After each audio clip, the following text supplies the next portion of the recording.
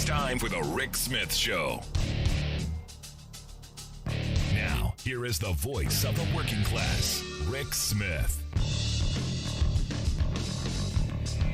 And welcome, brothers, sisters, working class heroes. This is the Rick Smith Show. Thanks so much for being here today on the big program. Lots to get to, lots to talk about. The Deep State Bowl. How many people paid attention to the big Deep State Bowl, which the Deep State won, evidently. The Kansas City Chiefs beat the 49ers. And I got to tell you, the whole weekend of the big run-up to the game, my favorite part were all the MAGA people that I know who were rooting for San Francisco. It's, for the first time in a very long time, the first time I can remember that these folks actually wanted something good to happen to the folks in San Francisco. Could be the start of some new things. Could be the start of a new leaf being turned over, maybe rainbow flags out front. Who knows? But, good on them. Good on them. The conspiracy theories, however, abound.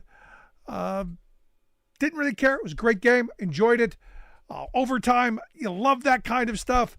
But the Deep State, they sure know how to write a script, don't they? The Deep State, they know how to put on a football game. Entertaining, very, very good. Now, what's weird to me is, the very people who tell me that, government can't do anything and that they shouldn't do anything and that it's all broken and, incompetent. They dream up these weird Rube Goldberg kind of intricate schemes, and it's quite amazing. Now, if the other part of it happens, that Joe Biden will now get elected, all right, we'll see. We'll see how this plays out. I mean, there's many parts, many facets to the conspiracy theory and the Deep State. Now, also over the weekend, you had the guy from Fox News got fired. Tucker. Yeah, you got Tucker Carlson doing an interview with Vladimir Putin, complaining about the Deep State. Saying how the Deep State does all this incredible stuff, does all this media propaganda, while sitting across from a former KGB operative who was, fully gorged in propaganda. But hey, don't let irony bite you in the behind. And also, our former president couldn't take a win. Could not take the win that the special prosecutor that he got in gave to them, which is saying, Joe Biden's old, which plays into their narrative. No, he had to step all over that. And over the weekend was angry at Taylor Swift. That's right, more anger by the MAGA folks at Taylor Swift by basically saying on his Truth Social account that she should be grateful for him. She should be thankful. She should be grateful because he signed the Music Modernization Act. And he did for Taylor Swift and all other musical artists, something Joe Biden didn't do. The Truth Social post was, Joe Biden didn't do anything for Taylor and never will. There's no way she could endorse crooked Joe Biden, the worst and most corrupt president in the history of our country, and be disloyal to the man who made her so much money. Evidently, it's the Trump. Trump did that for her. Now, that got very little attention because, obviously the Deep State Bowl was predetermined. It was all plotted out. And we're going to hear about that for weeks and months to come. But no, he couldn't just leave it at Taylor Swift. Needs to be grateful to him. No, he had to go after NATO over the weekend. And this is one of these things that I don't know why people are surprised. There was a bunch of outrage, especially on the left. Can you believe he said that? Yeah, it's who he's always been. Why are we surprised by the fact that he said, in a nutshell, what he said? If people in NATO don't pay their dues into the organization, that he would encourage someone to attack them, anyone. He would encourage whoever to do whatever they wanted. Because you got to pay your bills. And I'm going, that's who he's always been. Why is there any surprise or shock? And in fact, this is what the base loves about him. This is what the MAGA base loves. This is what the GOP heart throbs over. a dictator, fascist kind of leader who loves Vlad. And, the reality is they are showing their colors. They're telling us who they are. And with Trump, I'm just mind blown at the fact that anyone is in this moment, all these years later, surprised by anything that comes out of his mouth. And the other part, that Republicans haven't pushed back. See, Trump being who he is, we've all known that. We've all known what kind of guy he is. We all know he fashions himself, as a Roy Cohn kind of mafioso. We get that, and this plays into that. For me, it's the Republican base. For me, it's the voters. And in November, again, we're going to see what kind of Republican Party we have. Now, we all know the election is going to come down to a handful of states. We know, Michigan, Pennsylvania, Wisconsin, the blue wall. If Biden wins those, going to do fine. You're throwing Arizona, Nevada, and Georgia in there as potential back and forth. There's a combination of those states that could go to Biden and ultimately to victory. But the fact that Republicans in any of those states would be okay with the kind of comments that have come out of Trump's mouth, that's what should be surprising. That there are still supporters who, just 20 years ago, this one comment would have been the end. Howard Dean made a weird noise, and it was the end of him. And I look at Trump as he's everything that we know he is, and there's no surprises here. There's no vetting process that we have to worry about. We've uncovered dirt. Really? How much more dirt do you need? How much more of a disgrace do you have to be before the Republican base, the MAGA base, will go, that's a bridge too far? And I don't think there is a bridge too far. I don't think there's a bottom to this pit. I don't think there's, you've gone too far this time. And this is where I'm struggling with where we are in this moment. Because this guy is going to potentially be our commander-in-chief. This guy is going to set the geopolitical policy of this country as the most powerful man on the planet for 4 years into the future. And what kind of damage can you do in those years by sending this kind of message is quite remarkable. Now, will it backfire? I don't know. We'll see in the coming days and weeks if the folks in Michigan, Pennsylvania, and Wisconsin push back. We'll see. I don't know. It's frightening to think that this goes unresponded to. But if I look at the reaction from Marco Rubio over the weekend, that he has zero concern, that makes me 100% concerned. That makes me 100% worried about where the Republican Party is, especially the fact that we can't seem to get a bill through to fund Ukraine in a moment where they're being bombed and attacked. Doesn't look like we're standing by. But we will see. I got a lot to get to today, a lot to talk about. When we come back, my good friend Rich Ojeda is going to be here to share some thoughts on, all of the fun, the excitement, the insanity that has been, this past weekend. Quick break. Right back.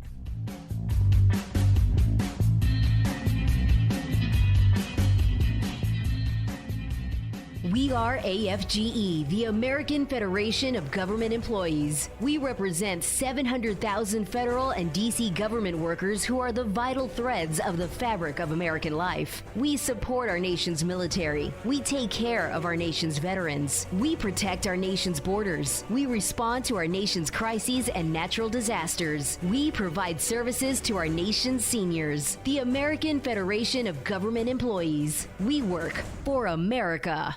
We are AFGE, the American Federation of Government Employees. We represent 700,000 federal and D.C. government workers who are the vital threads of the fabric of American life. We support our nation's military. We take care of our nation's veterans. We protect our nation's borders. We respond to our nation's crises and natural disasters. We provide services to our nation's seniors. The American Federation of Government Employees. We work for America. Welcome back to the Rick Smith Show. Now, here is Rick Smith. So I got to tell you, what a week for the mega darling GOP heartthrob Vladimir Putin. Wow. Look, the faithful, thrilled. I get this image in my head of the Tiki Torque folks, only this time instead of outrage and screaming, they were, outraged and screaming with happy tears. And look, you pile that on top of the comments by Trump over the weekend from South Carolina, as we've been talking about, encouraging Putin to do whatever he wants to do to NATO countries if they don't pay up. Wow. Could Putin have asked for a better week thanks to Trump, thanks to Tucker Carlson, thanks to a Republican Party hell-bent on destruction of the American experience? I don't think so. I don't think he could have bought this.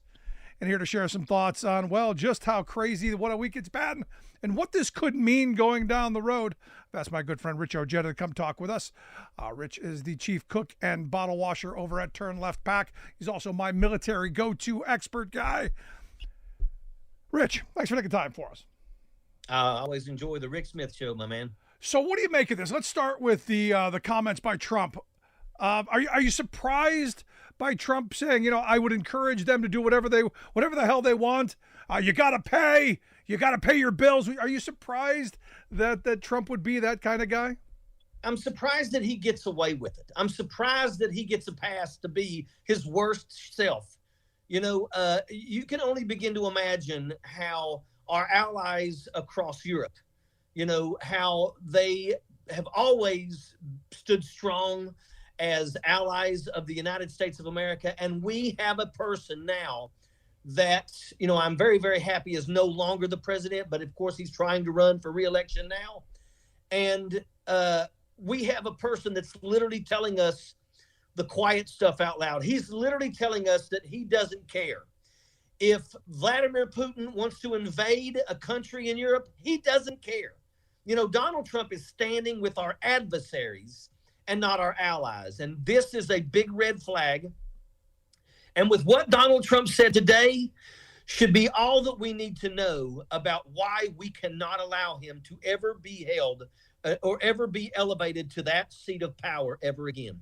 It absolutely sickens me that so many people in this country are literally not even paying attention to what's really going on. We could literally lose our democracy. If Donald Trump wins, and, it's going to be chaotic. It will be the only thing I can hope and pray for is that we absolutely take back the House with the ferocity and we increase the lead that we have in the Senate. That way, if Donald Trump is the president and he decides he wants to be a dictator on day one, make no mistake about it, they can impeach him a third time. And this time the Senate will not protect him. And then he's gone. Yeah, but hopefully we won't get to that. Because hopefully these 91 felony counts that carry between 5 years and 25 years, all he's got to do is be found guilty in one. And if these criminal cases go anywhere like the civil cases have, then Donald Trump is in a world of hurt. And that's exactly where he deserves to be. Yeah, but here's my problem. My problem is I expect this from Donald Trump. When I saw him say that, I'm going, okay, I don't know why anyone's upset. I have no idea why you're outraged by it. I have no idea why we're surprised or shocked or any of that stuff, because this is who he is. It's who he's always been. It's who he's going to be. The surprise for me is just how far gone the Republican Party is, just how far gone the average Republican voter seems to be, because the outrage, this should be a career ender. This should be no way. It's not even a question that in November he doesn't stand a chance. This is that kind of moment for me. But I guess my mind is thinking 20 years ago. Well, I mean, it's absolutely sickening. We've got Republican members of Congress that absolutely blamed Donald Trump on January 6th that are now today acting as if it never happened, acting as if it wasn't a big deal. Yeah. We watched people strike our national flag from the Capitol and replace it with the Trump rag. We saw people parading rebel flags through the halls of Congress. People rubbed excrement on the walls of Congress. And, you know, it amazes me how these people are so quick to forget these things. And a lot of these people were cowering down behind their desks on January the 6th. But now they're acting as if it didn't happen. And, you know, it sickens me. But at the end of the day, you know, it's like people will disappoint. People will disappoint us. You know, the mere fact that Cancun Cruz continues to be elected and continues to be somebody that's literally safe when this guy does nothing but lie and cheat. He's nowhere near the man he wants you to think that he is. You know, he's an absolute weakling is what he is. But Texas keeps electing him.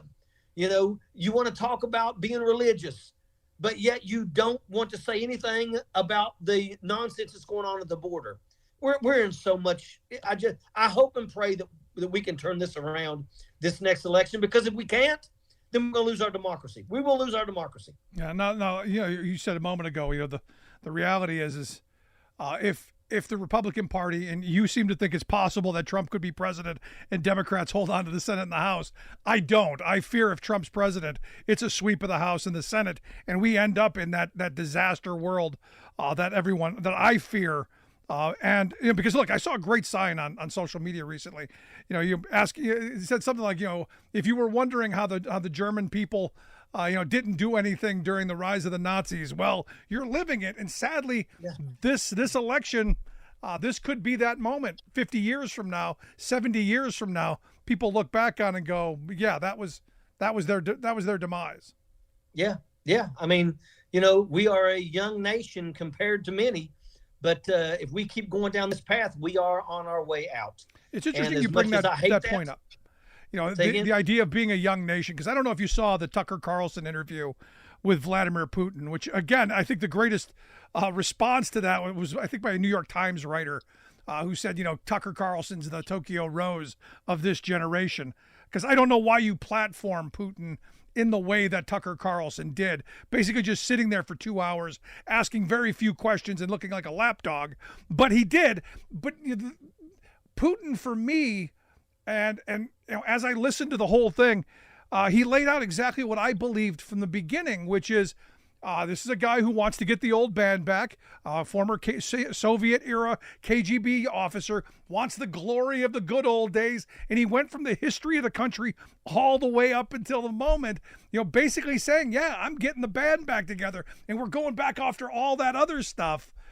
But understand that Europe is absolutely against this. First and foremost, we know that Ukraine was supposed to fall quickly from the Russian onslaught. And then we found out that Vladimir Putin had plans to immediately cross into Moldova. And, you know, what Vladimir Putin wants is to control. He wants to go back to the Cold War. He wants the Iron Curtain to be established. And if that takes place, folks, understand that the people in Sofia, Bulgaria, the people in Serbia, the people in Croatia, in Slovenia, in Bosnia and Herzegovina, all of those areas, those are all, you know, the Czech Republic, Slovakia. These are all places that were behind the Iron Curtain, and those countries have moved on from communism. They're doing great for themselves, and it's wonderful. And they don't want to go backwards in time, but that's exactly what Vladimir Putin wants. And that's what America needs to understand is Vladimir Putin is not going to stop at Ukraine. Vladimir Putin wants to come and take as much as he can. And if he has to fight with other countries, I mean, this is what he wants. They are about ready to cross the 400,000 lost Russian lives in this war. 400,000. You know, is it ever going to stop? They're losing a battalion every single day. Wow. And we've got people like Tucker Carlson that wants to run over there and rescue Vladimir Putin. You know, Tucker Carlson should be held accountable for treason for this stuff. He goes over there and gives Vladimir Putin a daggone softball interview that can be seen by these jackaloons that all of a sudden think that they're, you know, poor Republicans and that they, you know, now all of a sudden support cutting funding to our number one, or cutting funding to Ukraine, who is fighting our number one adversary. You can't make this stuff up, and Tucker Carlson should be held accountable for that. He's going to jail for that. Now, what I was going to bring up is, you know, the fact, as you pointed out, that he's going to get the band back together and I mean, in that former glory of yesteryear. But the other thing that I picked up in the interview is he made a pitch basically to the Republican Party about the idea for homogeneity, the idea of one race, one religion, you know, this kind of narrow-minded worldview, which appeals to MAGA world. And, you know, you combine that with Trump saying, you know, pay up or we're not going to defend you and I'm going to encourage him to do whatever he wants. It kind of lays this groundwork for, well, a chaotic, you know, fascistic future. And look, while everyone right now is losing their mind over Joe Biden's age, the reality is, you know, the choice is between an old guy who sometimes forgets stuff and someone who wants to destroy the Constitution and rework the global geopolitical system in favor of, well, yesteryear. Yeah. No, I don't understand how we can be in this situation, this predicament that we are in. I hope that people open their eyes. I really do. You know, it amazes me that we have people in this country that are literally willing to stand with Putin. You know, it wasn't very long ago. I mean, I am 53 years old, and I was a Cold War veteran. You know, I remember when I was a young private stationed in Germany, where we had this mission to get to the Fulda Gap within the first 24 hours and try to stay alive. And if we could stay alive for the first 24 hours, we would then gain air superiority. Our enemy was Russia. And here we are.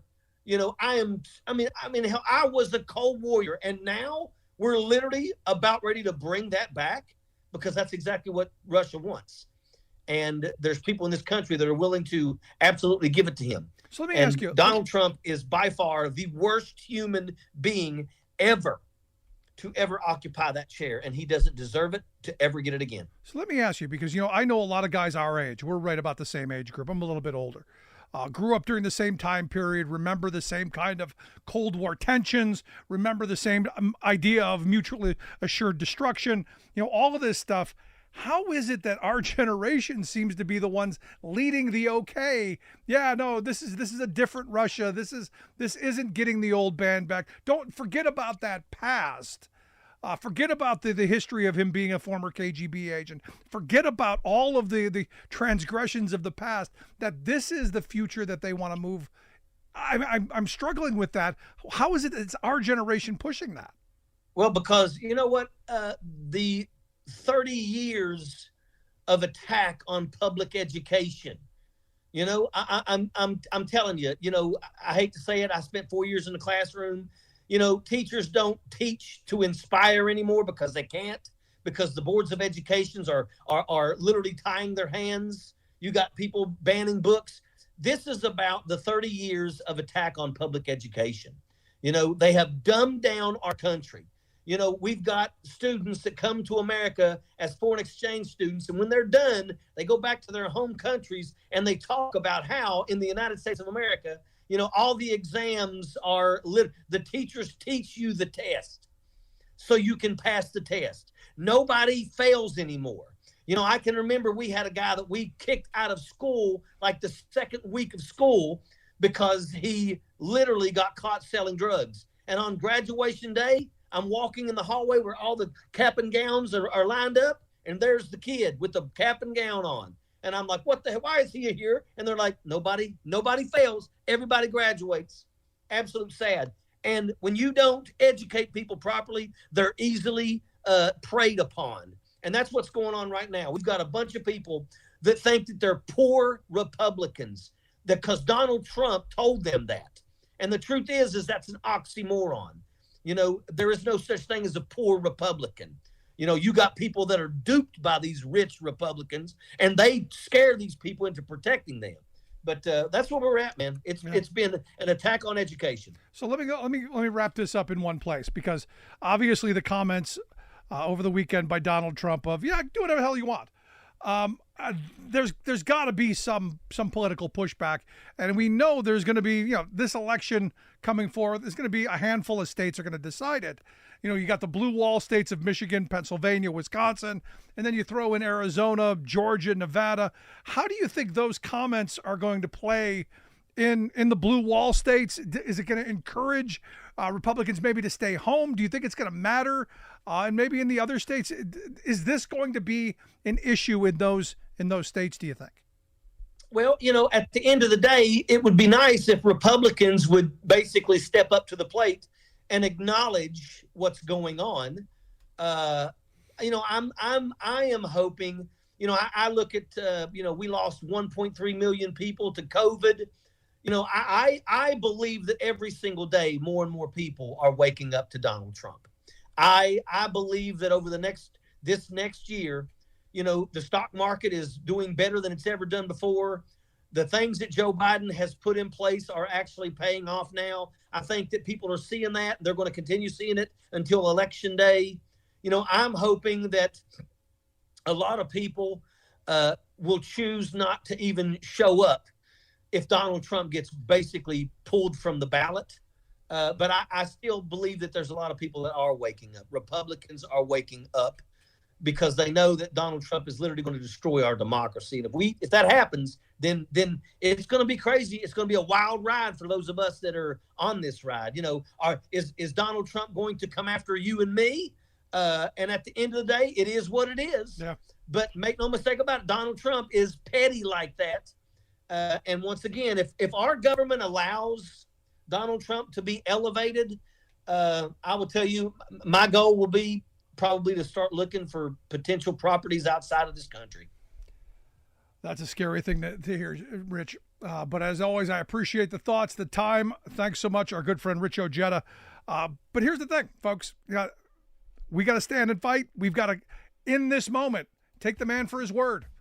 Listen to what he says. And then come November, hold him accountable for it. For our audience on Free Speech TV, thanks so much for tuning in. We'll see you back here next time. For our radio folks across the country, going to take a quick break. Right back after this. Thanks for tuning in to The Rick Smith Show.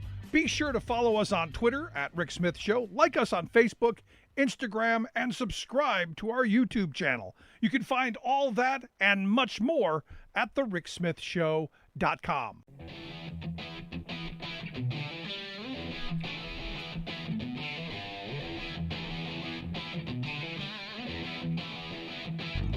Welcome back to the Rick Smith Show. Now, here is Rick Smith. So, been spending a lot of time hearing Democrats do some real interesting verbal and mental gymnastics over the special counsel's report saying that Joe Biden just too old.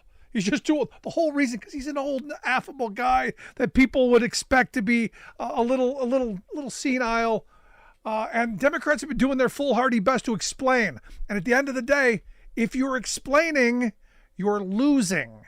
And I've been saying from the beginning here, take a page from this parody account with the frame that is very clear that there is a big difference between being a wise old man who forgets some stuff and a fascist intent on destroying the Constitution and the country. And oh, by the way, complete global upheaval. If you don't pay your dues, it's crazy. Crazy stuff that we're seeing, and here to share some thoughts on maybe what Biden and the Democrats should be doing in light of the most recent reporting. I've asked our good friend, former Ohio Congressman and political analyst Bob Ney to come share some thoughts. Bob, thanks for taking time for us. Thank you, Rick. So what do you make of this? I mean, you got this special counsel that's come out and said, or what people view what he said is the only reason that they didn't indict him is because he's too old. Any thoughts? Yes, I have a lot of thoughts. First, let's go to a legal thought in a sense. If the people, quote, defending Biden start down a certain path, then it goes back to the report where, he knew clearly and constantly everything and it was a bright light. Oh, then he willfully did something. And if he willfully did something, should he be prosecuted? And why should Donald Trump be prosecuted willfully doing something? There's another rabbit hole is what I'm saying. So the report came out, and I think the status quo should have been, he's not going to be indicted. It's done. Special prosecutor can have any comment he wants to make. Comey, when he cleared, quote, air quotes, Hillary Clinton, he made comments. Look, these reports are supposed to be, and this is standard. Believe me, I know the system from being in it under the microscope of the Justice Department. These reports are supposed to be cleared or not cleared. They're not supposed to be editorials, right? Period. Whether it's Trump, Hillary Clinton, or Joe Biden. Now, all of a sudden, everybody jumped on this to defend from, the president's wife. Benjamin Netanyahu weighed in on it, please. So we're looking at this, and if you make me the dictator political consultant, and I've got everybody in the room, I'm going to look and say, hi, very politely, shut up, you be quiet, you be quiet. That's what I'm going to do, because there is no win on this thing. Plus, Trump gave them a gift of entering a brand new rabbit hole on NATO. Oh, no, and we're going to get to that in a second, but because that is huge. But, you look at the polling, and ABC News, Ipsos just came out with a poll, said 86% of the people that they polled think Biden's too old, but 62% think Trump's too old. Well, of course, I have been predicting, and I didn't predict why, but I predicted that, Trump may not be the nominee for the Republicans, not because he couldn't win it, but I have thought all along as I've watched this whole scenario progress and the polling numbers on both Biden and Trump, and I've said 100 times, only Trump can beat Biden, only Biden can beat Trump. I know everybody's supporters are going to be going wild over that, but I think it's a fact of life, and polling indicates that on a bipartisan basis. Having said that, if Biden leaves, does his 4 years, I did this, I did that, I want to spend some twilight time with my grandkids and my wife, and he takes the vice president along with him, and you've got a newcomer into the system, whoever, could be Gavin Newsom, it could be anybody, that makes a whole different dynamic on Trump's polling. I promise you that. It takes Trump to a different level where I don't believe that Trump would be the nominee. I think the Republicans would have the same problem that some of the Democrats have right now with Biden. But the polling numbers are there. The vast majority of this country feels that both of them have gaps, and both of them are too up in age to be where they're at. So, I mean, these are the facts of life. But the response, and to keep this thing going as they were attempting to do, meaning the campaign, his wife and everybody, the first lady, let it go. Here's the report. You want to sit there and argue, with the prosecutor and start to have the prosecutor respond? I don't think so.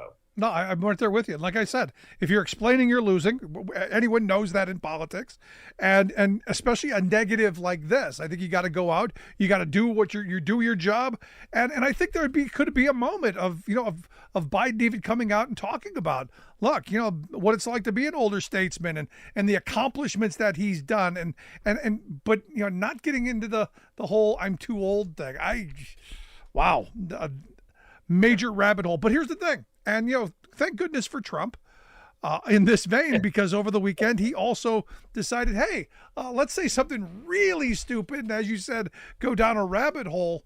And that is that if, the NATO countries don't pay their dues into NATO, and the quote was, I would encourage them to do whatever the hell they want. You got to pay your bills. Basically saying that if Russia wants to invade one of the other countries that may be behind on their dues, he would encourage him to do it, which is kind of an interesting position for a guy who wants to be commander in chief.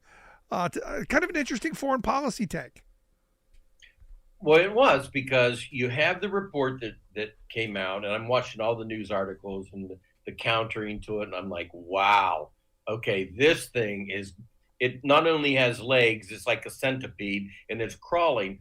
And then pre Super Bowl, Trump comes out with with this NATO announcement of, yeah, Russia should attack, or they need to be attacked by Russia, basically paraphrasing it.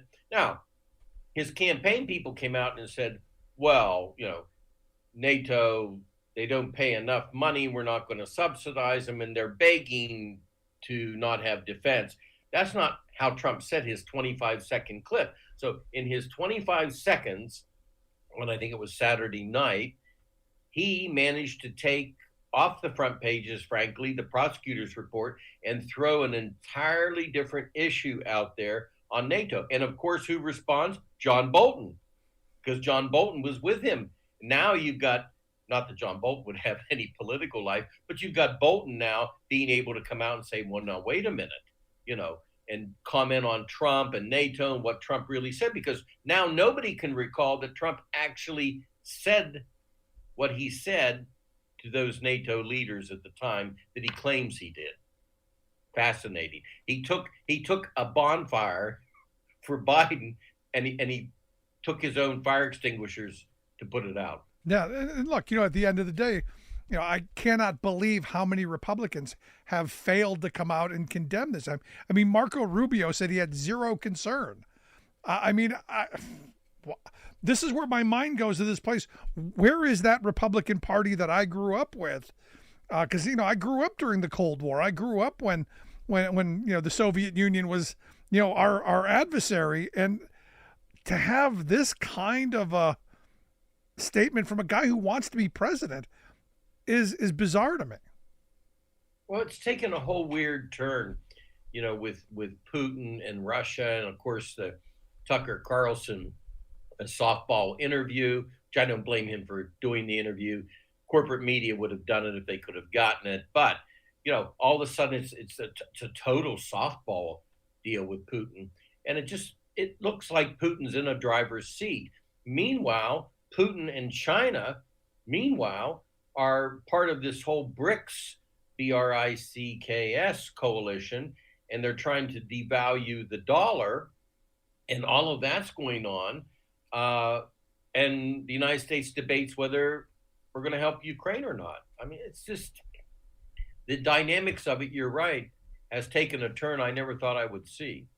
You brought up the Tucker Carlson interview, which I wanted to hit on, because, I watched the softball interview, and you're right. You take the interview, but you got to ask some decent questions. I mean, he sat there for the first 30 minutes, like an interested lapdog, being lectured about the history of Russia and the history of the Soviet Union and all this stuff, and just kind of okay, which is a weird bit. But I got to tell you, listening to Putin talk about that solidified my view right from the beginning that this is about getting the old band back, and it doesn't just stop with Ukraine. Right. I mean, it was amazing to see Putin, go from the Soviet Union dissolving to Russia, to everybody excited about Putin way back when, to Putin in which direction he's going, and then he just kind of blatantly lays it out there, and I wondered if and this is sort of a conspiracy maybe theory thinking, but I wondered at the end when Tucker Carlson said, "Can I take the reporter back with me who's been detained, etc." I kind of wondered if there's maybe a deal in the process where this reporter gets freed and Tucker Carlson asked for him to be freed. You never know. No, I thought the exact same thing. While right. the Biden administration and diplomacy is in the works, Carlson throws himself in the middle of that so he can say, "Look what I did," when he had nothing right. to do with it. But what I found interesting is, and I said this from the beginning when I found out that Carlson was going to interview Putin, I said, "Look, the reality is I know he's not a journalist because he's not going to get thrown out of a window, he's not going to get poisoned, and he's not going to get locked up. He's going to walk home," which is what has happened.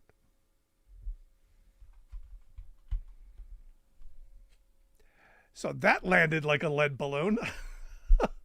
But here's the thing. Out of this interview, how do you think this is going to play with the base? Because when I heard Putin talk, the thing that I think the MAGA folks would be thrilled with is the talk of homogeny, the talk of strong borders, the kind of nationalism that I think that my MAGA friends are looking for. Right. Well, I mean, when you look at the entire interview and then you look at Putin, it's hard for me to answer because I don't know what they're looking for. I mean, they're kind of just saying, well, the relationship of Donald Trump and Putin, Ukraine would have never been attacked in the first place. I mean, we're hearing that about everything. Israel, the Ukraine, Taiwan, So I don't know what they garnish out of the interview, but in their minds, if Trump was there wouldn't even be a Putin problem. See, this is where I find listening to the interview, this is where I have a hard time with that, because Putin clearly has this vision of recreating empire. If you listen to what he said, he clearly, from a historical position, wants those historical boundaries back, wants those historical borders back. And I don't know how you make the argument that if Trump were president, he wouldn't have done that. I'm just not sure how that happens.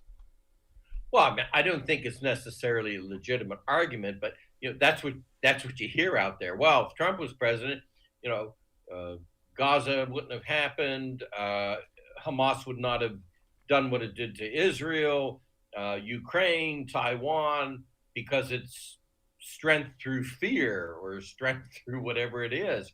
And there's no proof of it. Yeah. And it's easy to sit here and say, well, these things wouldn't have happened if Trump was there because we don't know. I mean, it's easy to say that they wouldn't happen. There's no basis particularly for it. And especially after Trump's comment about NATO, then if that were true and we didn't start defending NATO members, would Putin change his stripes? I highly doubt it. He would still do what he does. And I think you're right. Putin blatantly just lays out the fact that you might as well put the Soviet back in the Soviet Union. Yeah, and also, what I found interesting is how he went through and deconstructed Ukraine. It's like it never existed and should have never existed. It's, they're Russians, and he tells a story at one point about how Ukrainian soldiers are basically surrounded and, they're offered to surrender. And he tells this story of the Ukrainian soldiers saying, "We're Russians, we don't surrender." And then they perished. And you go, I'm struggling with that story. I'm struggling with that, what I think is a fairy tale. Well, also, we have to remember that in these small cities that Russia took over and in the eastern border of the Ukraine, we also have to remember that they installed, quote, democratically elected governments that all of a sudden just absolutely love Russia. Yeah. I mean, it's a puppet scenario. And as long as nobody attempts to stop Putin, he will go to the point where one day he'll say, okay, I'm kind of done with the Ukraine. The territory we have taken is now Russian, and the rest of the small pieces are the Ukraine. We'll save that for later on. And that's what he would do if there's no force to fight against him. I mean, I think from day one of the problems that NATO had was they should have put a no-fly zone.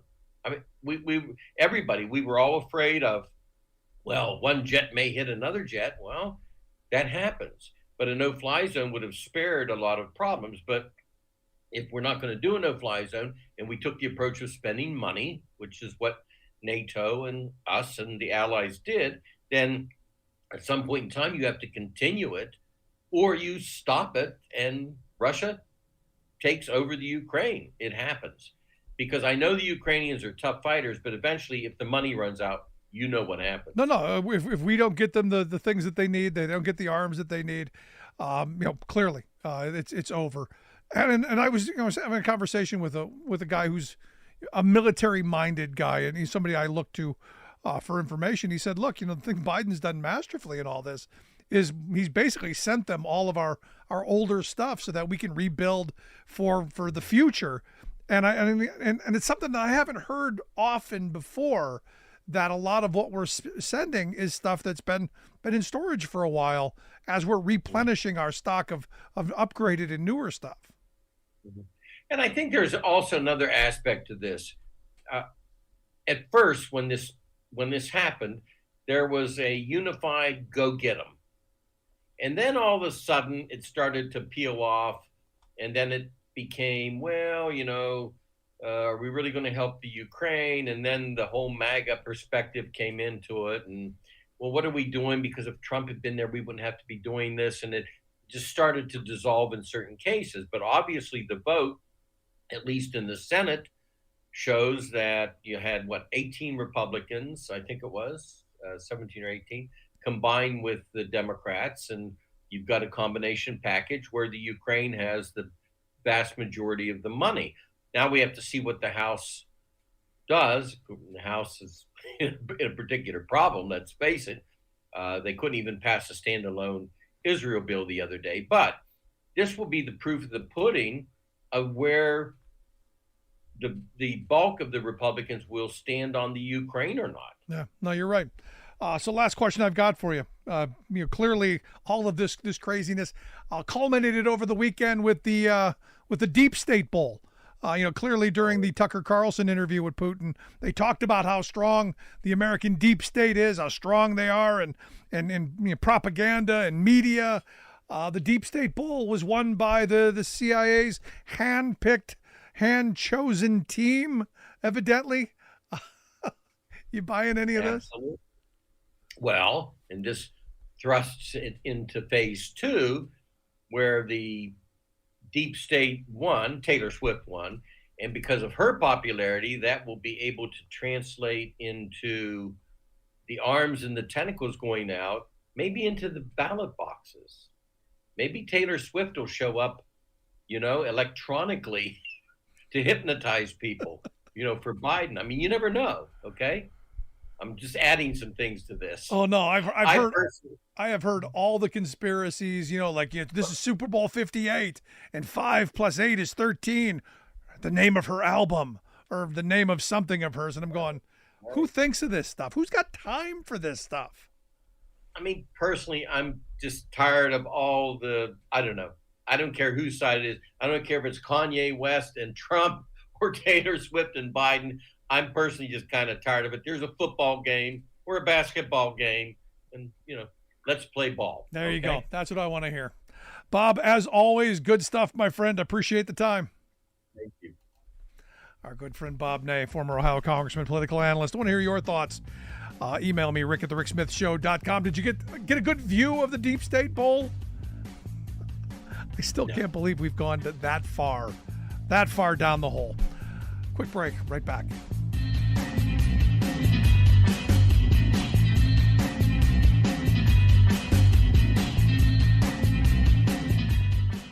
I'm Rick Smith, and this is Labor History in 2. On this day in labor history, the year was 1913. That was the day that the labor leader known as Mother Jones was arrested in West Virginia. She was there to support coal miners during the Paint and Cabin Creek strike of 1912-1913. The West Virginia coal fields were one of the bloodiest sites of labor conflict in U.S. history. The bosses had evicted the striking workers from their company homes. As a result, the strikers lived in tent camps under dire conditions. 83-year-old Mother Jones visited these camps where she gave fiery speeches. In the fall, she organized a march of the miners' children through the streets of Charleston, West Virginia. Authorities saw Mother Jones as a troublemaker and wanted to expel her from their state. On February 7th, guards hired by the bosses attacked one of the miner camps with a machine gun mounted on an armored train. One striker died. The workers responded with an attack of their own, thus giving the governor the excuse to declare martial law. Mother Jones was arrested and put on trial for murder at a military court. The basis for her arrest was a speech she had given 3 months earlier. Mother Jones refused to recognize the authority of the trial, writing in her autobiography that my arrest and trial were unconstitutional. She was convicted and sentenced to 20 years. It was during this trial that Mother Jones was called the most dangerous woman in America. The sentence of this well-known labor leader spurred national outrage. The United States Senate ordered an investigation into the conditions of the West Virginia coal mines. West Virginians elected a new governor who released the beloved Mother Jones. Upon her release, she continued fighting for workers until the day she died at 100 years old. Like what you hear? Check out more at laborhistoryin2.com. You're listening to The Rick Smith Show, where working people come to talk. So the question goes, what should Biden and Democrats do on the messaging front? Should they continue to address the age issue? Is Bob right? Is Trump the only person Biden can beat, and is Biden the only person Trump can beat? I said that right from the beginning. And I think, Bob and I have been on the same page. I also think, look, if Biden does step out at some point, which, potentially, who knows? Who knows what tomorrow offers? I don't think he's going to. And look, I think he's like any older guy, sometimes forgets things. But, what is it about us in this country right now where, we talk about respect, we talk about treating each other okay, and then to have this kind of assault on someone's age and wisdom. Now, I've said from the beginning, I don't think Biden is a great orator. He's not. I think he'd tell you that. I think he struggles in a lot of situations because he's got some stuttering issues, like I did right there. I think he's got some crowd issues at this age. I think he's sharp as a tack. I think he knows what he's doing. It just doesn't play for the camera.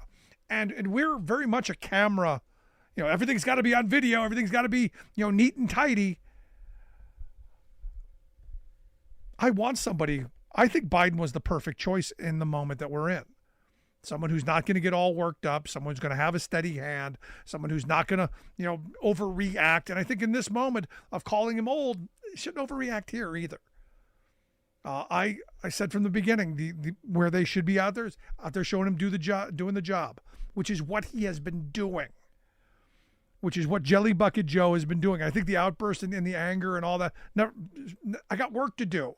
Don't have time for these games. And I think that is the frame. Look at what we've done. Look at how we've made things better.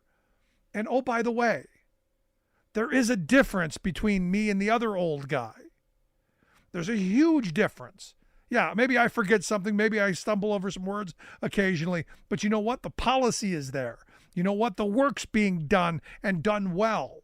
The other guy is talking about retribution and revenge and, bringing back the good old days of patronage. And, oh, by the way, not standing by our allies on the international front if, they didn't pay their bill. And saying that out loud. I mean, that's the part that's really quite interesting. I mean, you want to say that behind closed doors, you do that. But the fact that Trump feels the need to show how tough he is, to stick out his chest and, grab you by the you-know-what, kind of makes me go, at some point, do we say, maybe not?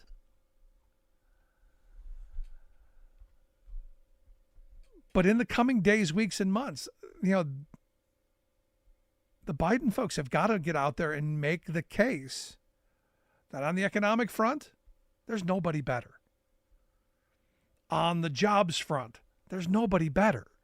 On the fact that wages are increasing, inflation's going down. Vladimir Putin, in the interview with Tucker Carlson, talked about how inflation isn't hurting the U.S., how it's actually doing pretty well. It was a weird kind of moment. I mean, the whole interview was a weird thing, to be honest. Because, Tucker Carlson was there to carve out his niche as the anti-deep state MAGA person. Didn't really push back on really anything. The history lesson that he got schooled on, there's a lot of questions in that. And for me, what it did is it solidified my view that, Putin's in this to get the gang back together. This is about recreating the old historic borders. This is about empire. This is about legacy and all of that, which I think we all knew at the beginning. And you had all the commentators and all the right-wing spin machine pushing back. And I'm going, no, this is who he is. This is what he wants. This is where he's going. And with a Trump in the White House, how far do you think he gets to go before there's any response? I think he goes as far as he wants. I think there is no pushback at all from a Donald Trump. Want to hear your thoughts? Email me, rick@thericksmithshow.com. Any thoughts on the Tucker interview? Any thoughts on the deep state bull? Any thoughts on, well, what the Biden and the Democrats should be doing? I want to hear it. Email me, rick@thericksmithshow.com. Miss any portion of the program? Make sure you grab the podcast. Wherever you get your favorite podcast, you'll find ours. Thanks for being here. We'll see you back here next time. You've been listening to The Rick Smith Show. Email Rick at rick@thericksmithshow.com. Until next time, this has been The Rick Smith Show, where working people come to talk.